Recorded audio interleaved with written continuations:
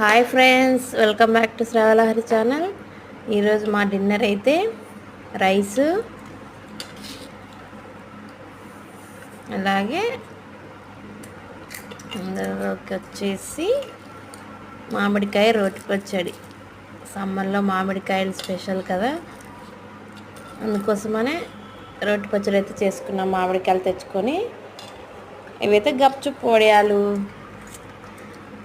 ఇంకా పచ్చడి ఉంటే నెయ్యి అయితే కంపల్సరీ ఉండాలి కదా, అందుకోసమని అయితే నెయ్యి. ఇప్పుడు వేడి వేడి అన్నం అయితే వేసుకొని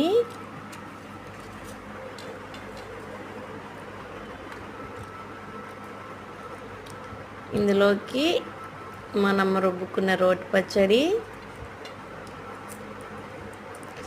చూస్తుంటేనే నోరు ఊరిపోతుంది తినాలని.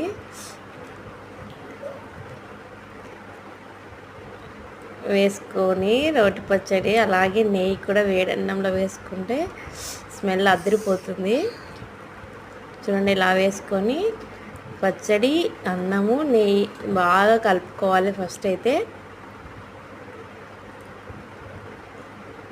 ఇలా కలుపుతుంటేనే స్మెల్ అయితే బాగా వస్తుంది.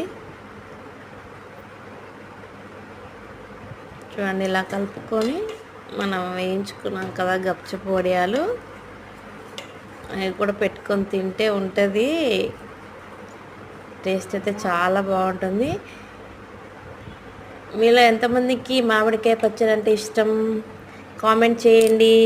అలాగే నా ఛానల్ సబ్స్క్రైబ్ చేసుకోండి. బాయ్ అందరికీ.